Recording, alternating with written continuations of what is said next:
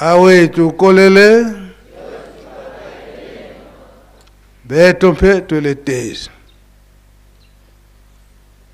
Na isita kina nikopesa message po bango ba protocole ba checkite mukonzi awa. Bisoto koki ko pertibe programme mukonzite. Ya una zoko tuna bango awa bazo beta kaka minoko na ibite soki nani bazo ki programme te. Oye bakomi ba protopoto lokola papa kuruta banaki kolo ba protokwanga alors.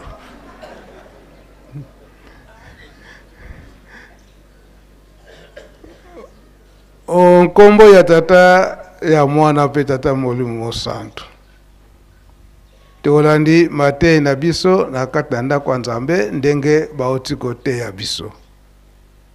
Bile na biso ya bomoi bapesi biso yango nde ko batela biso moi mobimba. Pe ba programme nyonso oyo Lingomba abongisi biso nyonso tolandi malamu. Yango nde tokolanda pe kosalela. Tolanda malako nyonso tata mokonzi abule papa Simon Kimbangu nkiaka nazali kopesa biso. Tozala makasi na mabondeli na misala pe kolona pe kobokola. Pe kobomba makambo nyonso misato batata batikelaki biso. Bolingo mibeko pe misala. Na programme bapesi biso na Lingomba lobi ezali milulu ya munene oyo tozali kokanisa accident ya papa Mfumalongo papa diangenda kuntima na 1958 le 29 juillet yango nde tozali kokanisa na ntina na lobi peto yokaki mbela ya tata Molimo Santo eke biso nyonso le 29 juillet l'an 2025 mabondeli na biso ekozala awa na nkamba yango nde tomoni biso nyonso bakroyant kimbangisi tomati botosi eleki mbeka yango programme toyebi ete ezalaka na maboko bandeko na biso ya santé te bat na pharmacie nyonso wana toyebikisa ya bango mais lokola tata mokonzi abule abengaki biso nyonso tozala awa elobi ete fete ezali ya Lingomba biso nyonso ndenge tolandi ete organisation ekosalama ndenge bako organiser kuna ndenge tokolanda. Pe na tongo ya lelo papa apesaki elaka koyoka message ya papa Mfumalongo papa dengenda kuntima na tina ya accident oyo asalaka kuna na Lukulu na 1958 dans le 29 juillet lobi na temple lokola eyo malamu tobima po ete tozala ya kofanda po soki botelemi kaka mpasi faki bimisa bapie gauche.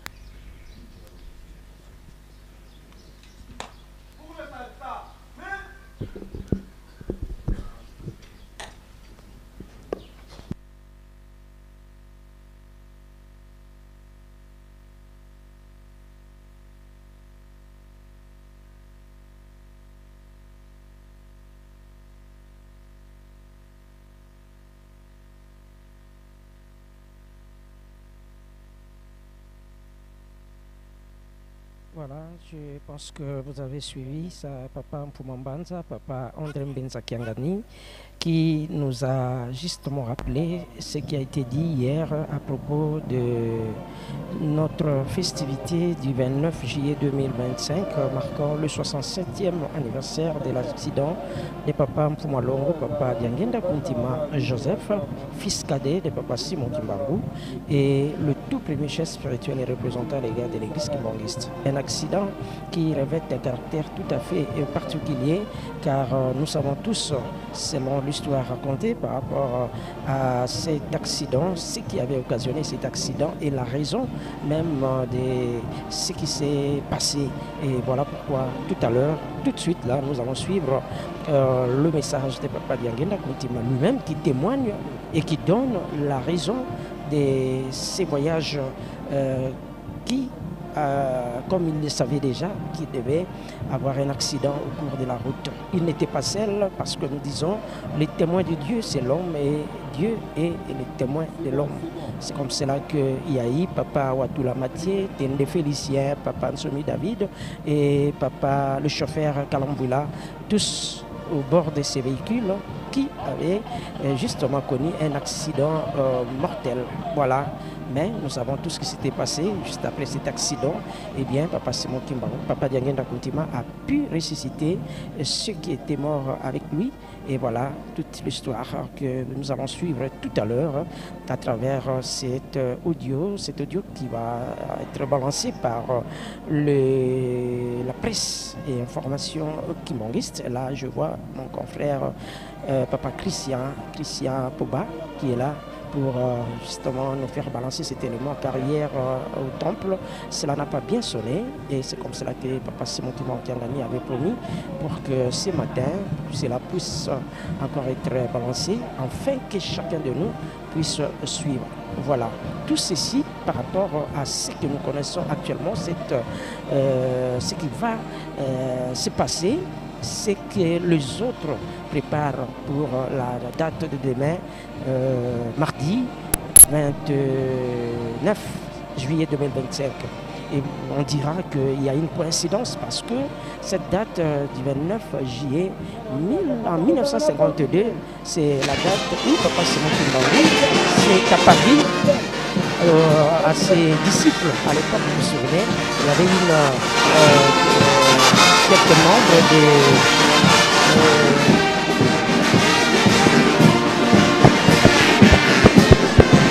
voilà. On me fait signe qu'il faut aller devant la résidence pour suivre effectivement. Merci papa. Nakomba tata mona pe tata molimo santu. Dengo pesi biso liloba.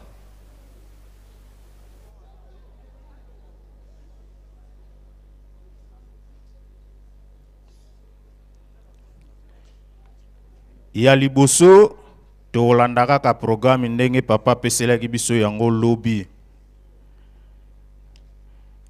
Ete maloba oyo bandeko na biso bapesaki biso lobi na tongo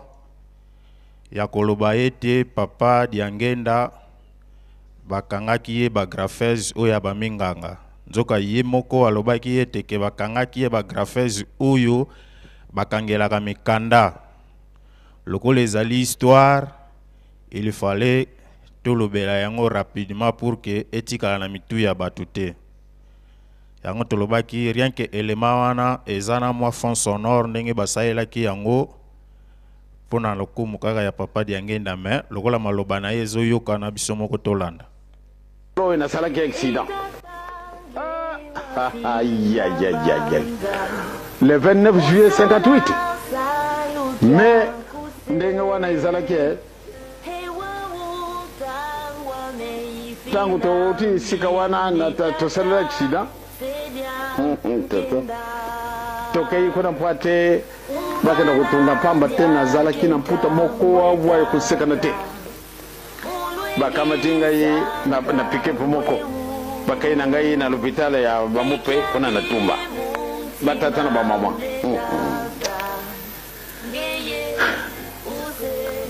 tangwana nazari kumona pasi ekasi tango tokomi tokiti bakiti singa impamba tena zalaki na pasi makila matangi sikasaba nani wana Diangenda oyo Diangenda wana simo kimbango ale teka ye bango pe banganga nzambi teka ye amususu bake kujwa agrafezo bakanga ka ba papier yangwana nde bakangela ka bomona ka lunga ngai izali boye agrafeuse oyo bakangela ka ba mukanda ore ba munganga bazali na ba grafe ndenge mususu bango bele oyo bakangela ka mukanda bayo kanganga yawa mwana mwasi moko tokutage kuna mwana mwasi wana tangwa yo kutala lubi kubuta mwana mubali mawe nalubi mama pesa nga mai mama leo kana kamata mai mupe wana lubi na kukendete tika kufa ya zali nemi na yo mwana mwasi wana ya zali nemi na ngaite il faut eh bien tangwa na vraiment ba mama batata sangwe tambuli batu wana balinga kabisu te tanga bawoke akufe ah ola ennemi mutu wana asiake ah babe ah voilà tata na yakufi le 12 octobre to salima mesi ndenge na ndenge. Merci. Donc iwana ezali ndenge bandeko na biso ya DKS balobaki. Donc papa Diangenda bakangaka ende na ba graphèse oyo bakangelaka mikanda. Mais ya lobi bien ke ba minganga pe bazana ba graphe na bango me baboya ikosalela oya bango bazui oya mikanda yango nde bakangelaki ye. Donc iwana ezali kaka pona kobongisa mwa muke histoire bandeko na biso ya DKS balobaki lobi ke ezalaki ba graphe wana te eza pena ba graphèse oyo bakangelaka mikanda nde batongelaka papa Diangenda. Nyonso wana kaka ndenge tolandi ye moko alobi ke tata na ye akufaki basepelaki esengelaki ye pe akende de bitumba wana ebandi lelo te. Ya mibale ndenge papa ebisaki biso mpona likambo ya lobi mardi le 29 juillet. Yambo biso tozwa mwa liloba ye moko nano papa aloba coïncidence ya mardi 29 juillet. Ba mama pe batata nakanisi biso banso to yawa na tina na date oyo ya le 29 juillet. Soko totali ndenge likambo yango ezalalaki ndenge bolingo na tata nzambe ezali munene peza solo na pai na biso bato. Mama mikala pesi libondele na ye ndenge tata Simon Kimbangu wabiminaki bango na le 29 juillet 1952 na 7h du matin. Toki na kati na libondele na ye ndenge lituna wana papa Simon Kimbangu pesaki bango. Soko totali le 29 juillet 1958 à 7h du matin, na mokolo mibale et qu'on a la papa Simon Kimbangu le 29 juillet à 7h du matin et zalaki na mokolo mibale. Kamataka kali kambwana nde okutala soko nzira nini wana de kambwana ezali. Pana nini mokolo mibale à 7h du matin. Pana nini le 29 juillet. Merci. Bisonioso, je crois que Olandi lobi na temple audition ezalaki pena malamu te. Mais sikasikoyo bisonioso to Olandi. Likambo ekangami le 29 juillet. Coïncidence mokolo mibale donc mardi. Bandeko na biso pe basali oya bango programme koya na Nkamba le 29 juillet. Le 29 juillet, le kinango mingi parce que plus de 20 ans déjà banda bakenda. Mais bapona ki 29 juillet mosusu te baponi ya l'an 2025 et coïncide mardi. Makanisi na bango tata molio mosantu ndenge batangisaka biso tango tozwaka baptême kiansasa kimbangu mbangu di Afrika ya sweka ma ye ya tombe ye ya kundolaka. Logola za mokundoli oyo ye alobaki l'an 2023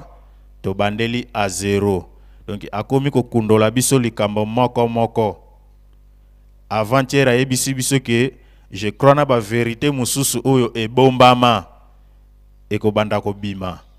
parce que lokola balingi kotuka ye musapi ke asanza donc akobanda koloba na oyo mususu en tant que grand frère ndenge bazobenga ye grand frère azo protéger baleki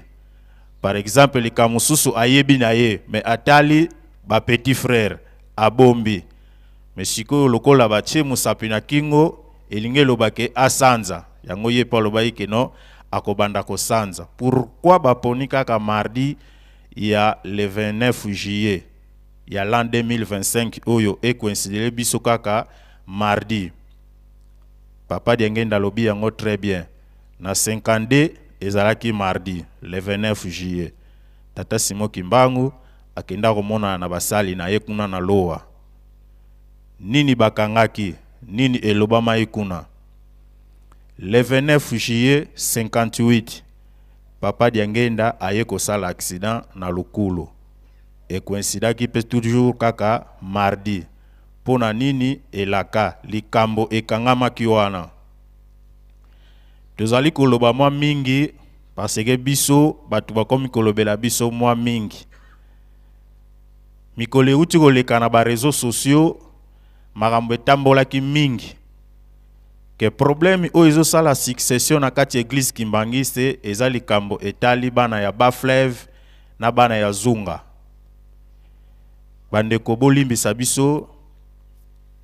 soki ozana problème na yo individuel et concerné yo.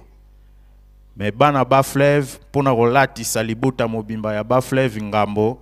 que problème eza ya bana Baflève na bana ya Zunga te. Biso tozana problème wana te. Soki yo ozana problème na yo individuellement et concerné yo. Mais na kati ya maloba oyo tant toko poussa na liboso toko yo kandenge Papa Diangenda alobaki yango. Yango wana biso tolingai kosenga na mutu oyo soki eutaki na minoko ya ba papa na biso. Soki eutaki na mutu oyo alobaki liloba wana. Soki okolata pe courage. Soki okolata pe courage ya koyebisa biso. Parce que biso tolandaka maloba Papa Diangenda lobi yango papa de temps à temps soka zuma loba a rappelaka biso kaka tozolanda kaka lokolo oyo batata batikala ekoloba. Zwa pe courage ya koyebisa biso sikoyo ke Papa Diangenda kosaki. Ke maloba oyo nyonso bozoloba yango tolobaki nano mwa muke mardi Papa Diangenda yebisi biso ke kiti oyo yango oyo okanisi lokolo tangi obimi ba doctorat oke musika nde koya kofanda na kiti oyo soki okosala ta 2 jours awa toyebite mais papa 20 ans déjà leki siko toloba nini Papa Diangenda kosaki to lobaki ya solo bola ta courage siko bobanda koyebisa biso ke maloba nyonso wana Papa Diangenda lobaki peza ya lukuta poto ndima parce que biso tozolanda oyo nde Papa Diangenda lobaki yango biso tozolanda. Biso bana Baflève Papa olimbisa biso na église Kimbangiste ndenge tolobaka yango le 8 juillet je crois 2024 tozana biso na succession ya pouvoir ya chef spirituel na église Kimbangiste te. Mais bana Baflève tata Kisolokele lokola tozokende na accident ya Papa Diangenda ya 58 tango akendaka na Belgique histoire toyebi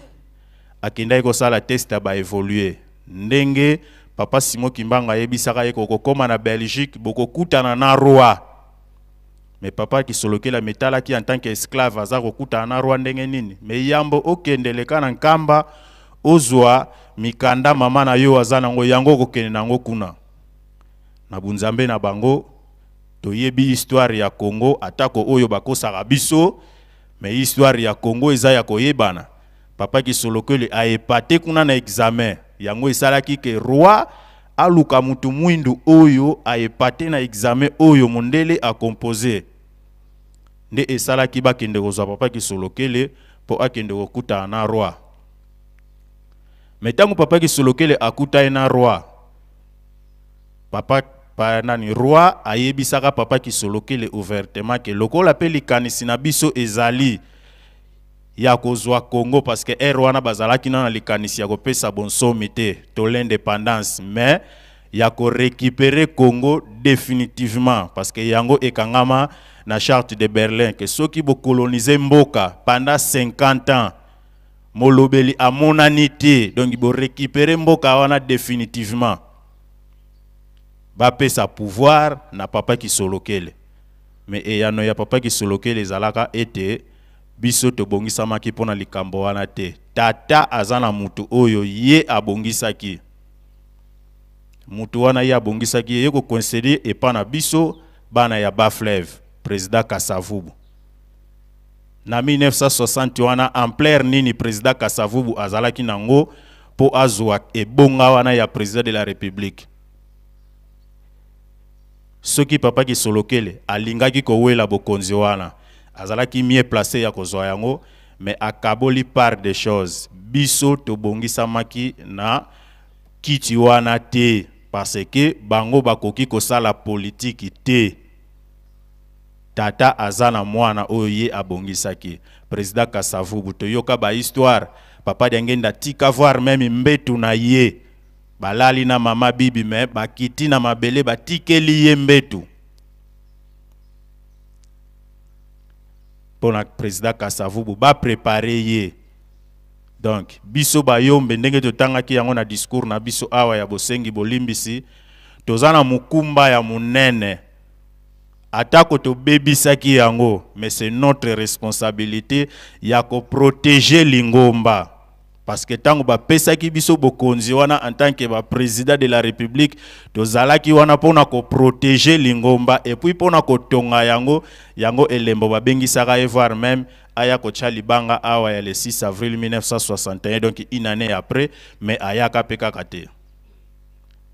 donc dès que vous monaka biso ba volontaire to utaka Bas-Fleuve to yé ko sala misala c'est notre devoir ya ko tonga lingomba et puis ya ko protéger lingomba en tant que l'état atako to bebisaka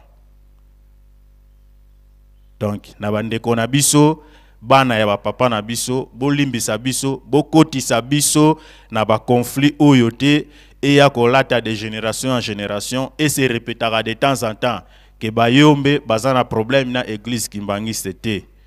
biso papa limbisa biso to sengela ki yango bolimbisi le 2 juillet papa yebisaki biso likambo wana esili papa lokola pesaki lisese na ye ya ntimba ya nzuzi papa oyo na molimo na bino na bunzambe na bino bomoni ete ke yende mutaza mener ya likambo wana papa bolimbisa biso bolatisa yango ekolo mobimba te e concerné ye pona papa Diangenda akende kosala accident ya mokolo ya lobi le 29 juillet elaka nini tata na ye ya pesaki ye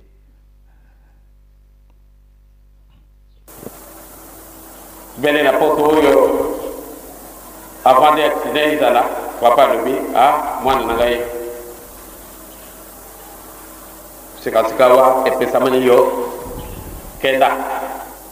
kamata la voiture na yo kenda na mayo pabate dikamwe ko yala kuna na tango ko ya tikamwane kuzala munene ikutia mubulu kenda kotia barrière menanzila okokutana ne kamo moko kusekana te la vie ou la mort poso mobimba wana na bangi na kubimba lisusu te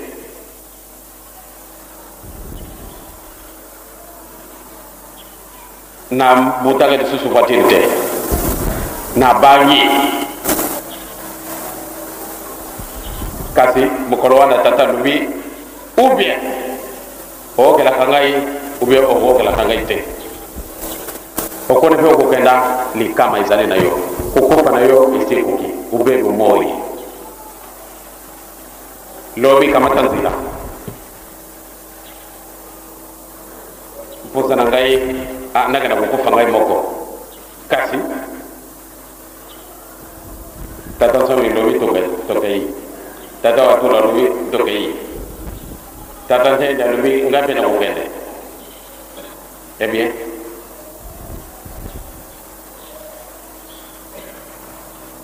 kubanga yezo tango moni de paksi del ko yeda ye tango dalaki na boteli moni ma so wana ma kugaga ko yeda ye albi te so ko mo yeda tata tika te ka mona le ka te yake ka papa to ba kana tata ne sala ka ndinga yo lingi ezali ba comparaison kasi sepela papa sepela mama sepela bana na bisu sepela to zana chance. Je crois Tolandi. Instruction ya papa Simon Kimbangu. Kende na mayombe zwa voiture do coïncide pe mukola lelo pa lobby zwa voiture donc coïncide pe zalaki sauf imprévu le 28 juillet. Lobby zwa voiture kende na mayombe. Parce que likambo ekoya kuna na liboso ekozala munene ekochal mobulu. Lelo yango tozomona na miso. Eloko moko tokosenga papa José, mama Micheline soki bazolanda biso. Biso toza ba originaire ya Bas-Fleuve. Ngana bango toza secteur moko ya Nganda Sundi. Tozalaka pe mwa muke na courage ya koyekola pe bisika o tobotami. Parce que tata Nzambe mutasepelaki na kende obotama kote wana. Ndenge tokenda koyenga kaka en tant que ba jeune. Tumekaka pe muke kotuna histoire na ba secteur na biso o tobotama nini eleka. Papa na biso, papa di azali susute, atika biso, mais papa José azali, ma Micheline azali. Soki bakoyi kolata courage, baza ba mikolo. Ba mekamke koyebisa biso événement nini eleka ka mukolo papa Paul abotamaka. Biso tokoloba yango te, mais balata courage. Ba mekamke koyebisa biso événement nini eleka ka mukolo papa Paul abotamaka. Soit bazaba mikolo tangu bango babotamaki ezalaki, soit na sima bana oyo babotami na sima na bango ezalaki, me bameka muke kaka koyebisa biso événement nini elekaka mukolo papa Paul abotamaka. Wana mutuna topesi bango pona kotalisa eyano ya papa Diangenda esika oyo aya kosala accident pona kocha barrière na likambo oye koya kuna liboso ekokotisa mobulu. Tokolobaka likambo wana mukolo tokoyoka bango ba répondre na mutuna oyo biso précisément ngai mwana ya secteur Nganda Sundi na tuni bango bameka muke koyebisa biso événement nini elekaka mokolo papa Paul abotamaka. Parce que balatisi na corps ya papa Kisolokele mboboyi yebisa biso événement nini elekaka tango papa Paul abotamaka na bana nyonso ya ba papa nani akutanaki na événement ya ndengwana. Mukolo bako répondre biso soit o information o bako pesa biso ndesima biso pe tokotalisa bango toza bana mike na âge. Mais Nzambe azosunga biso ya kokende lukaka koyekolaka yango tango papa zolobake akangami na biso ba jeune akosala na biso ba jeune parce que biso ba jeune tozana na mwa opportunité ya kokoma bisika nyonso biso ba misusu ba oba yebi biso mwa muke tokutana na banzela ba yebi tolongwa kata na moto awa ngata soko yebisinga ke kope za na États-Unis soki nzela moto ezalinga na okoma na ngai na kipaka trajete na kendaka doto tambola ka pe na Bas-Fleuve kuna parce que loko les ama belé nga to lukaka pe koyeba makambo wana nyonso même na village natal na bango na village d'origine na bango kututoloba makambo oyo eza kuna toyebi tokoloba yango sikoyo te soki bazwi courage ya koyanola biso likambo oyo elekaka parce que makambo oyo nyonso ebandai na 58 wana mukolo mwa lobi papa Kisolokele asalaki pe accident ya munene na porte ya ndaku na bango esika baza kofanda kuna na chela ndako wana yango na mikolo euti koleka balingaki bakomisa yango lokola esika ya mabondeli. Mais tata nzambe na bunzambe na yango tolobi tolongola makambo ba conflit parce que soki tozalaki na ba conflit entre bana ba fleuve na ba papa, sinon je crois papa sungaki biso na ba réalité wana mosusu oyo biso batu tokokai ko sala te. Ponda kona biso te batu koisaka yango. Banda pe kweya batu bazokendaka kosala ba proposition batonga yango lisusu pour que ekoma lokola site ya mabondeli mezo simba te. Alizana mokasi na biso te pour tozana eloko te. Mais nzambe nde muta osunga biso. Tolinga sikoyo kozongisa makambo wana te. Apo awa papa diangenda lobi yango très bien. Papa akende kocha barrière na likambo oyo koya kuna liboso. Yango totindi mutuna wana na ba papa na biso, précisément papa José na mama Micheline. Soki bazolanda biso bakoka mke koyebisa biso parce que bazalaki déjà ba mikolo. Bakokaki koyeba événement nini elekaka mukolo papa Paul abotamaka. Biso tokenda ko sala ba trace wana nyonso. Papa Paul aza mutu lokola biso nyonso tute. Soko ke na ba fleuve atana lelo ata soko lobi oches na yebi quantité ya mbongo yo ko change te pour oluka ba trace ya papa Paul kozwa te. Donc tous les traces bakunda yango ata soko lobi ngana salaka banini ozwa te. Donc biso soki nzamba sungaki biso à l'époque to bandai kozwa ba donner mosusu yango to lobi même papa mvila ayoka ke achaka ba photo na ngai ayebi nga pe très bien to travailler na ye ayebi nga très bien par rapport à domaine même na musala na biso auto salaka ayebi nga très bien. Donc nazalaka pe moi makasi na makambo etali ba recherche ba travail même ya ko sala ba documentaire. Donc musala yango to yeko bandango par exemple awa teme to bandango mwakala. Donc mputa wana yebi nga très bien. Et puis abandi pe kokana ngai lelo te.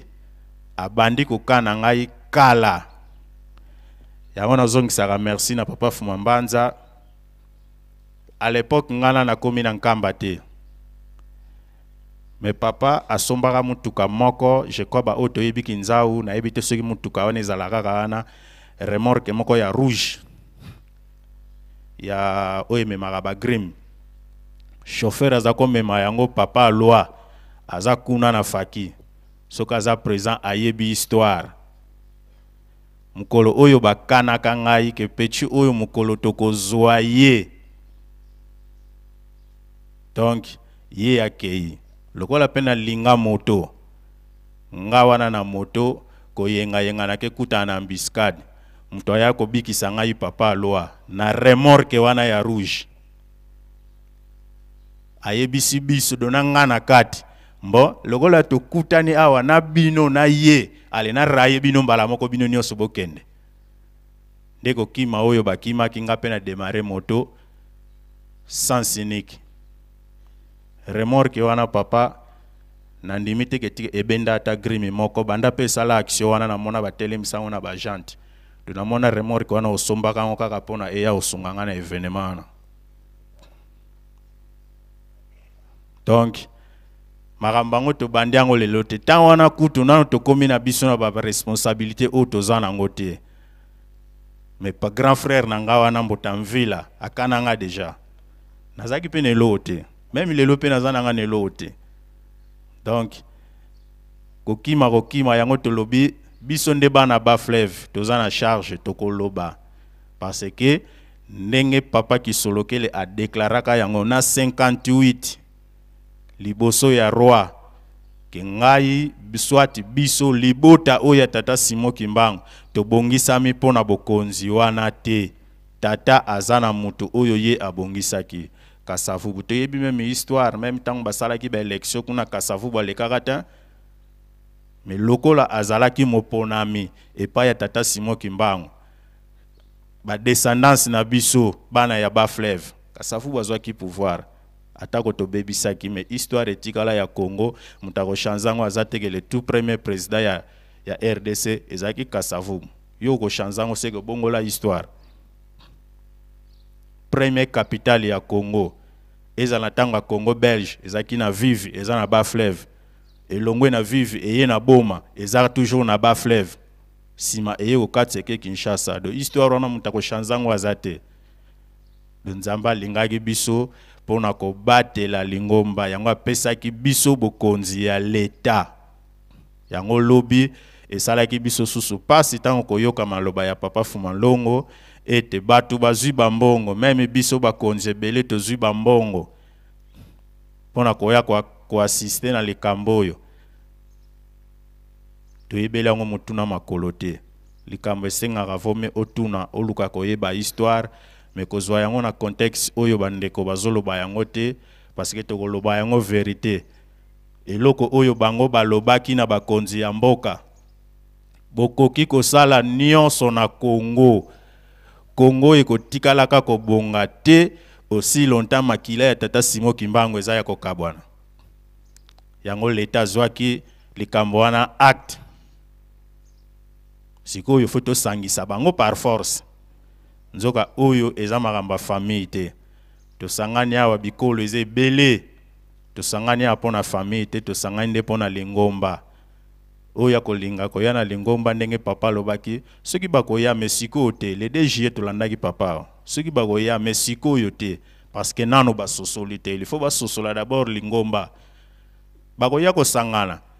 biso awa oyo bango bazobenga grand frère na bango tangu biso tokoloba awa tata Simon Kimbangu kiangani oye kuna tomoni faki batomboli mboko sangana na faki na bango est-ce que ba musicien na bango bakotombola te po bazana idéologie wana te mais siko bolingi bosangisa biso par force ndeni po biso tangu tokoloba ke ye kaka bango kuna balobi yete boto tambola nzela moko ndeni tozana idéologie moko te bango bayebi ke grand frère na bango biso toyebi nzambe sikoyo totambola nzela moko te bakonza mboka bataila biso likambo oyo parce que basangisaka bato bazana idéologie moko mais bato bazana de idéologie et ozala moi passe parce que toyebi te kuna parfois même ngulu ekoma autorisé ya kolia tango tokoya koto feti boye ya le 29 juillet ngulu ezala autorisé bon balimbisa biso na esika wana ba comprendre biso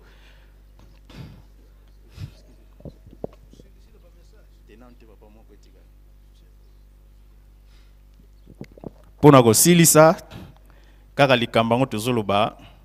ya bokabwani nzoka to landa pe kaka lezaka na le même message ndenge papa Diangenda lobelaki yango pona biso nyonso tozali awa baninga tolingana bolingo na biso ezala na ndelo te awa ngai nazali mwesingombe oyo kuna muluba te na kati na ngumba na biso totika likambo ndenge wana to kamata lisusu te oyo mokongo oyo monga na kati na ngumba na biso te oyo modele ngumba na biso non pas ba te to compléter wa bango misaki et fini biso tozala fier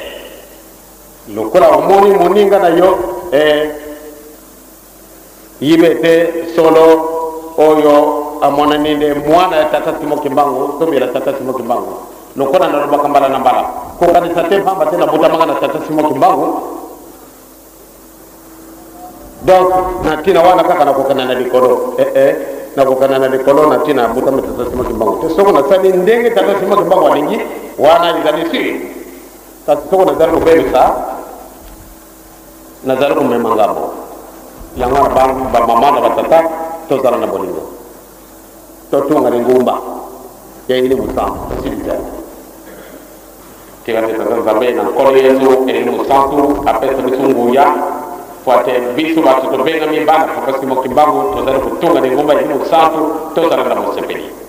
solo to komone sego pambate nzambia kwa sakate je crois tolandi malamu yango toloba awa toza baras confondé balangi mususu kutu eloba makawa biso toyoka kutu ata eloko te mais eloko esangisi biso awa likamba tata Simon Kimbangu donc batika komemela biso susu na makamba wa division Kioba oyo bazaboye ba oyo bazaboye ba oyo bazaboye te yango papa Diangenda lobi awa le sel mukumba totikali nango ya botongi Yerusalem ki mwana papa te ekokotisa ye lokola za mwana tata Simon Kimbangu ekokotisa ye na likolo te soki azali kolanda oyo tata Simon Kimbangu alingi papa je crois na tongo oyo mwa muke tozalaki nango yango wana tosilisi na komba tata mwana pe tata molimo santu amen. Kimbangu moye. Malgré ma audition, ils ont passé. Mais, nabanza na muke, tozali kolanda. Pambate, ba bande, oyo zolaka kalawana, eza lokola lelote. Pe, bande konabiso, oyo bazana presse, wana, bazoko luka moyen nyonso, poete, bamindele lokola na un quart wana bazwa bazana facilité ya kobimisa ba voix nyonso wana kitoko poete audition ezala malamu baza kobunda kaka to bomba ki ba archive wana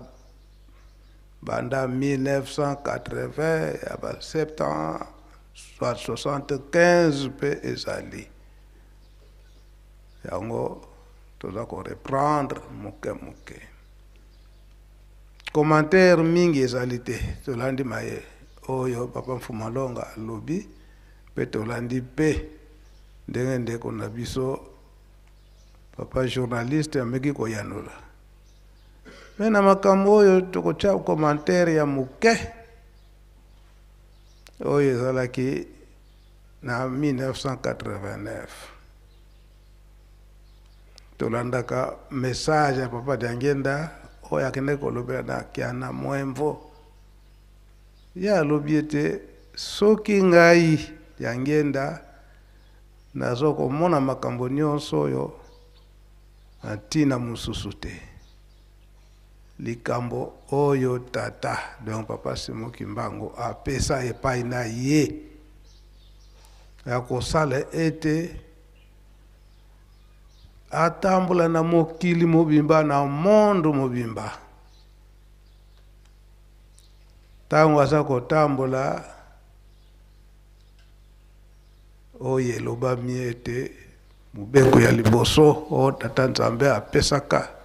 na Moïse mobeko nini kozala na Nzambe mususu te liboso oyo banzambe mususu oyo epusana na tata Nzambe musala na bako ya nini koyokisa bato pasi soki bozala ba message wana ya kianda mwemvo poko yoka likabongo alobelaki yango wana na 1989 azwaki ba témoin ba musicien oyo bandeko na biso ya Kinshasa esika nyonso papa Mfumalonga abandaki kokende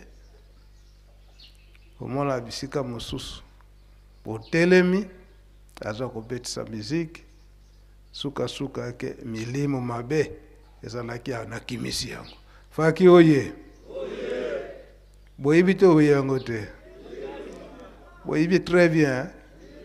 likambo nde yango wana bayini naki ye papa Diangenda toyoki na bande oyo esika akendaka na tumba kango balobiki Diangenda oyo papa Simon Kimbangu yokusaki biso pasi sikoyo tokanisaki papa Simon Kimbangu ye ndenga akufi makambo nyonso esili me etikali epai na ye tolukaka ye fokaka akufa me sikoyo fo toboma tozwi ye tolandi yango na message yango na 5 mois papa Diangenda limboli likambo yango lisusu pona 5 mois na tango accident salami papa Diangenda akanisi makambo nyonso ya le 29 juillet na 1958 ndenge balengaki koacheve ye yalobaki mpenza fo baacheve ye soki bayibaki soki papa Lyangenda akufi po na tata Simoki Mbangu ntango akufi bayibaka ke lingomba ekufi lingomba ngo yango eza kodéranger biso moi tosala tocontinue na makambo na biso ya mabe ezali te yango bayibaka Simoki Mbangu ntango akufi balobi balobi ke bameli amasanga makasi basepeli me nzoka nde mosala etikalaki epai ya papa Mfumalongo papa Lyangenda kontima soki na mayombe esalamaki ndenge wana toyebi histoire ya le 17 janvier 1948 papa Mpanzu 48 ou 47 47 na Ndunzi papa Mpanzu tata yina zonaka kufwa papa Lyangenda samu na ingi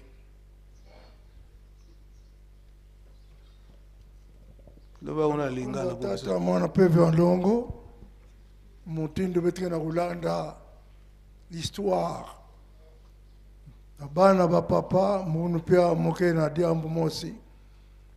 tuba ntete yina ya Ndunzi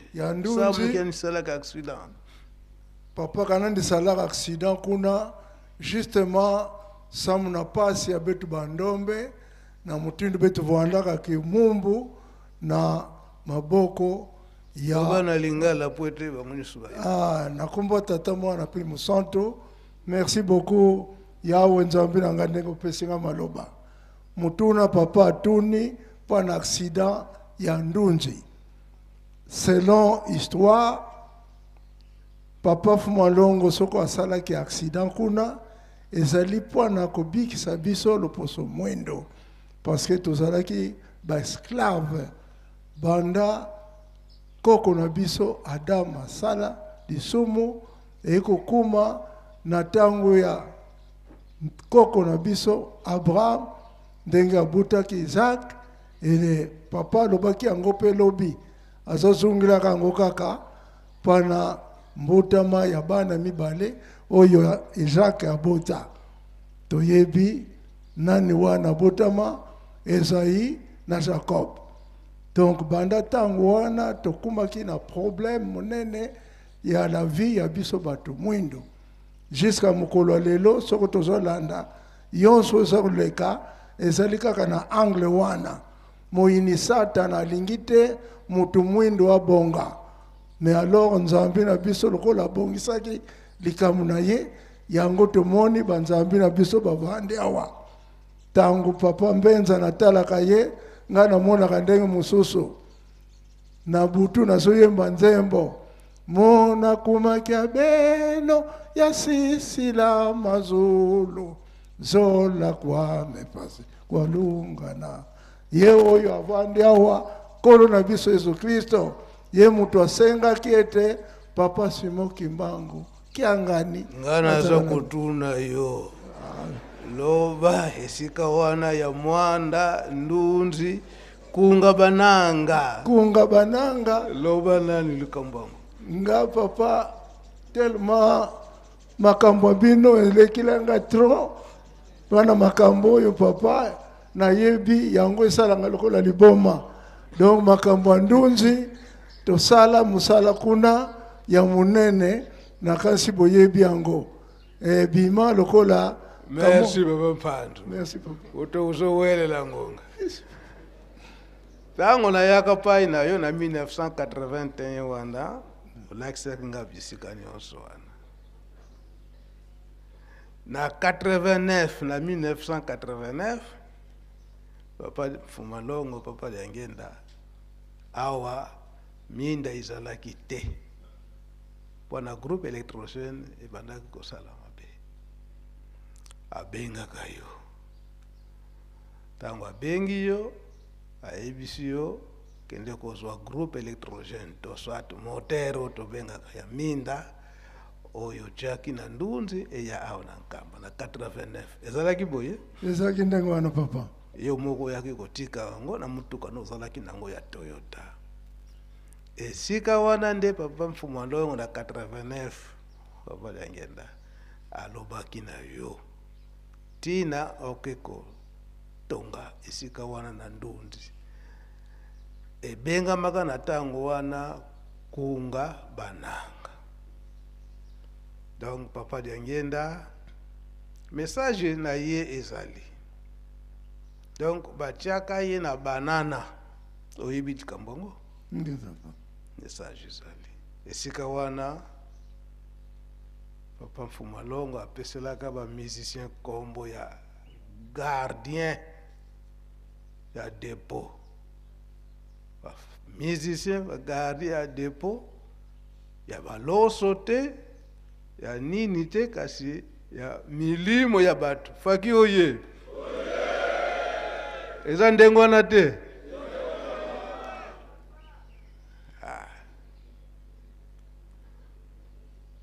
sika wana papa Liangenda alobi ete ndenga batiaka ye na banana musala oyo ebandaki kosala papa Kulutu ebanda kosala mama Kinzembo yango nde batielaki ye na banana. Donc kuna nde milimo ya batu mwindu nyonso na Afrique soki eye na boma banana bazwi bango na banana bamisusu batie bango na bato bamisusu bazomema bango na mituka bamisusu na makolo batu mwindu bamisusu milimo na bango donc babomi mutu mulimo nde bazomema na poto bamisusu nde vivant azotala boy siko o comprendre sika wana. Très bien papa. Oyo mutu yambo oyo amonaka mabe atekaka membre ya famille oyo abanda kupedale na velo kombo ne kutu nani oyo azaki douanier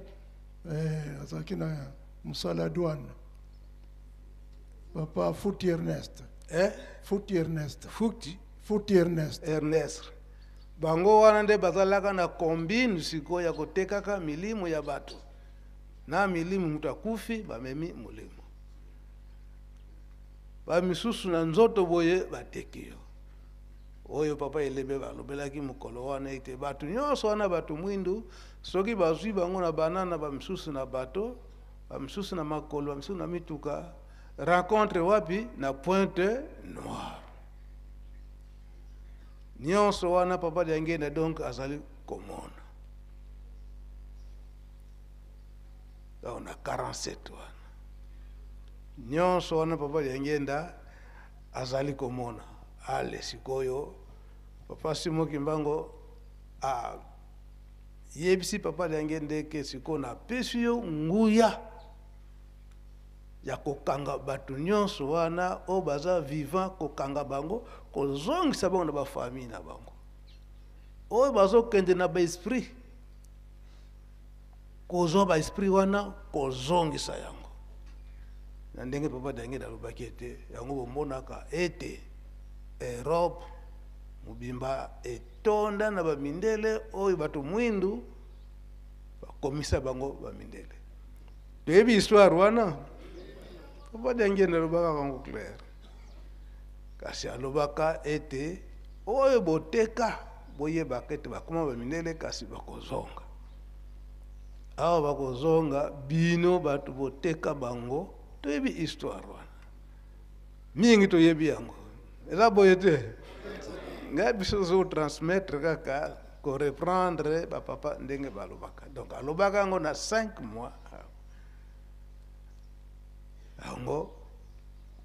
banda tango wana donc banda 1947 fanda noyo papa fanda noyo papa Ernest Futi Bermeza bandi tu ba histoire donc yango penza kanda bakangelaka papa Liangenda na mayombe kuna donc ye akangaki kope na bango wana oyo yebani yo na kutindingete uchikolo bango ke akufa lelo lobi musika pona likambo wana. Alors sikoyo na 5 mois wana na 89 à partir à 1988 à partir à 1988 nde likambo wana eyaki susu makasi. Ale yaki makasi ko baiko comme sango ndenge nini na kindoki surtout ba jeune bazo bloquer bango na bozwi mutayibi musala simoya za musala ezalite pe mutu azo sala salaire malonga ezalite ba bloquer lisusu côté wana comme ça bazwa ba jeune ndenge tochaka ba message ya ba papa Fumalongwa bazwa ba jeune en otage sikoyo balinga batambula ba jeune batambula na bambongo na bango ya mabeba banda kopesa bango comme ça ba jeune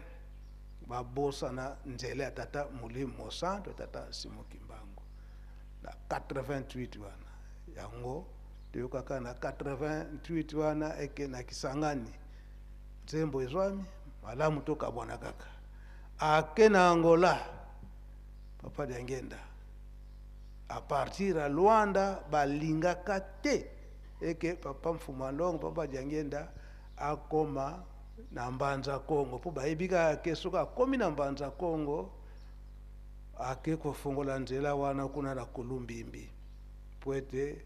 makambo na bango nyonso ya mabe ekoka kokufa pe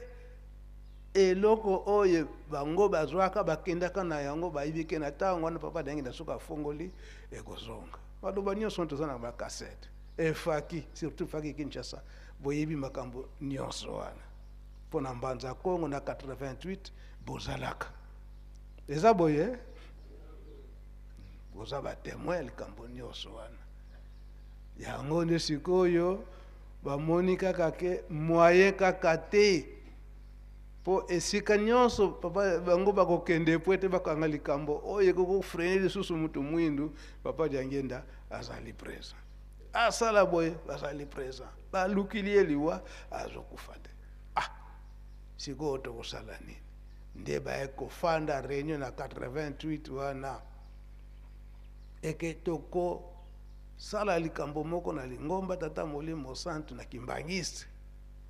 batu bakufa soki batu bakufi siko bakokanga Papa Diangenda po bakanga ye kaka leta akanga ye soki bakangi ye et monde entier ekoyeba na ete bakangi Diangenda comme ça pe histoire ya Simoki Mbangu pe Lingomba na ye nyonso esili wana Papa Diangenda zo expliquer biso na 89 awa yango accident ya Juteki eyaki kosalema tango accident ya Juteki esalami bango basepeli sikoyo tozwi baye kofanda réunion na Mbanza Ngungu plan nini bakosala ite baya kokanga Papa Diangenda ça coïncide bien et que bango nyonso misato baza na kati ya nkamba facilité ya ezali ya kokanga bango na kati ya nkamba nde tango basali ndengo wana baye kofanda réunion na Mbanza Ngungu me basali tout na réunion basalaka na Mbanza Ngungu baye ko corrompre quelques membres ya famille te poete ba assister na réunion wana po ba membre wana ya famille bazala na facilité ya koteka plan nyonso ya bapapa ndenge bafandelaki na nkamba poete pouvoir ezwa moyen ya kokangela bango awa na nkamba réunion bafandeli yango na Mbanza Ngungu oyo nyonso nazoloba bakasete ezali pe kasi na kati ya réunion balider wana toujours bakonja bangomba balobi siko likambo réunion tosali na biso bien mais etikali point moko poete tokanga bango sans problème. Il faut me conduire mboka. Il faut azala informer. Ce qui peut azala informer te, ce qui te sali yango ke yoki yango intervention et que vous t'as pas inaï. Voilà, tu es ça me conduire mboka. Bon, bah sali délégation, bah que comment on a me conduire mboka. Me conduire mboka. Likamboni ni boyele. Tango na président Mobutu. Balobi plan nyonso ndenge salami tala sikoyo yangenda ndenge arécupérer ba jeune nyonso sikoyo ba jeune yango babandi kokufa dimwe oyo bakufi baza dimwe 37 personnes et be bango nyonso ba jeune na ba jeune donc et mon ami était azana mayele mabe ya kindoki yangenda malamu eke akangama. Président Mobutu ayoki alobi bosilisi eto silisi bon kambali boso bino nyonso nazomona bino awa bana mboka poso yindo est-ce que bokoki kosepela te ke mutu soki poso mutu mwindo asali eloko ya kitoko ya malonga oyo eza komonana kosepela mpe na bato nyonso mokili mobimba biso bato yino toko kosepela te donc siko fo toyoka lukunia likambo yango ekufa kaka boye bango batala ni nani bazolo wana sa motema tolobaki nini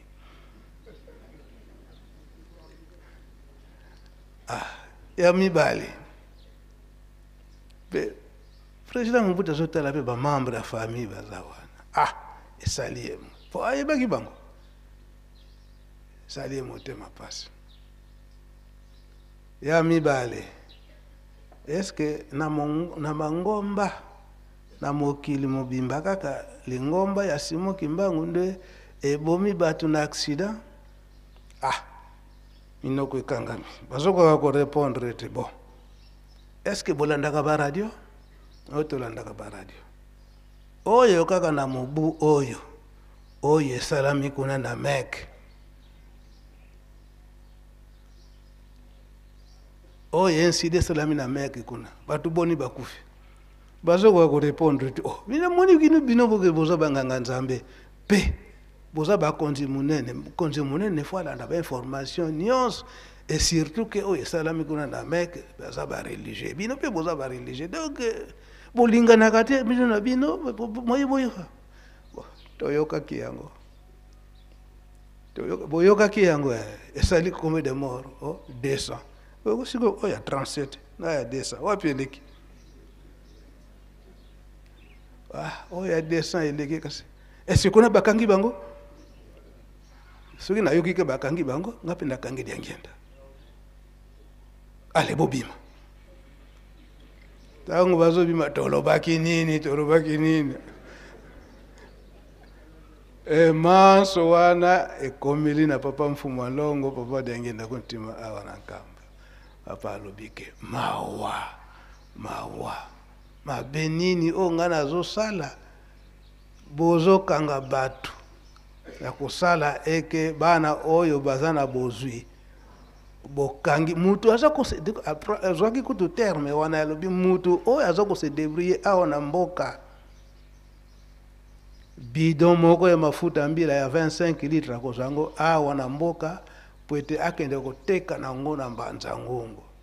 amoni mpasi nanu wana ake koteka tango ateki asombi mwa eloko oyo asana ngo posa tango koya nango osengi pesa nga boye naza nango kaka moko okangili ye motema ale mwaye azwa susu bidon moko mafuta ezati komina mpasi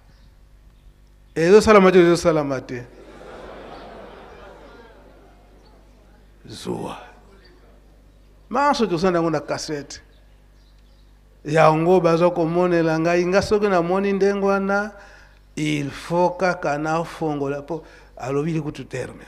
siko ndenge po ezalaka na kiana mwembo ndenge kaka nazokota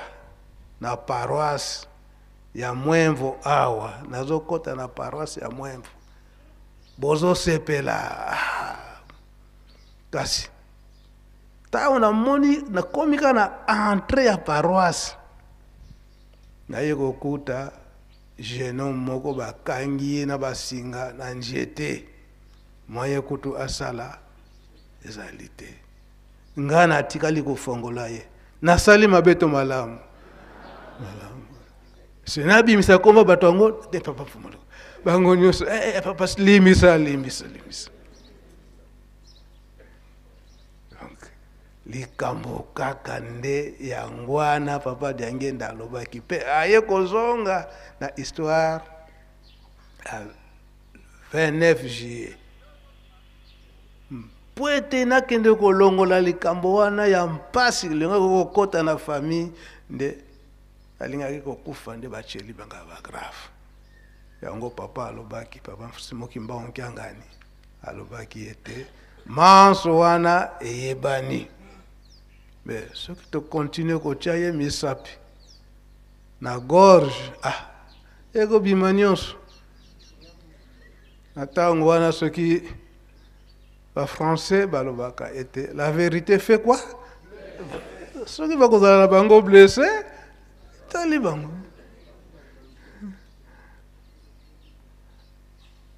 mpe aye kosilisa papa Diangenda ke histoire ya papa Simoki Mbangu bakoki kodeforme yango te ti akokomisa yango na suka po ete moto mwindu asepela objectif nde yango wana ngai na mokolo na lelo ndenge papa atindaki biso aye kosilisa nkombo tata mwana mpe tata Molimo Santu amen.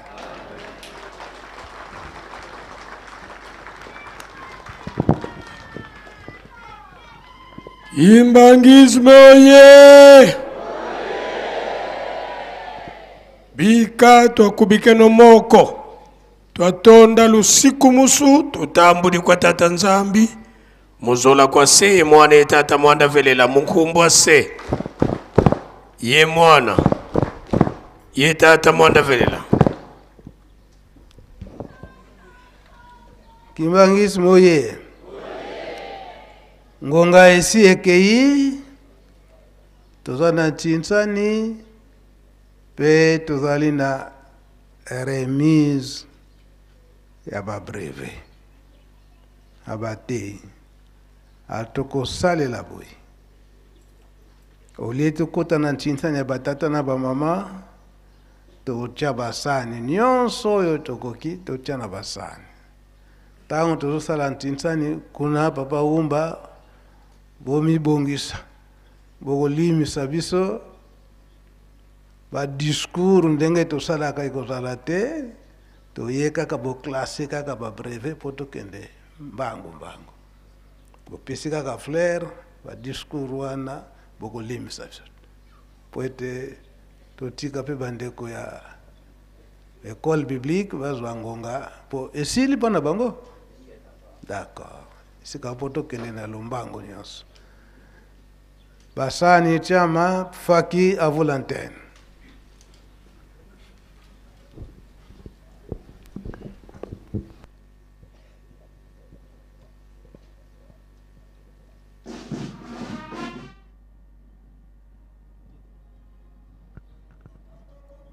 Voilà, l'histoire, on ne la saute pas. Si vous la sautez aujourd'hui,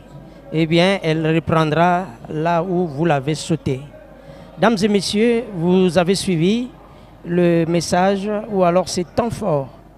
en ce beau matin du 28 juillet 2025 devant la résidence de sa divinité, Papa Simoki Mbangu Kiangani, chef spirituel et représentant légal de l'Église Kimbongo.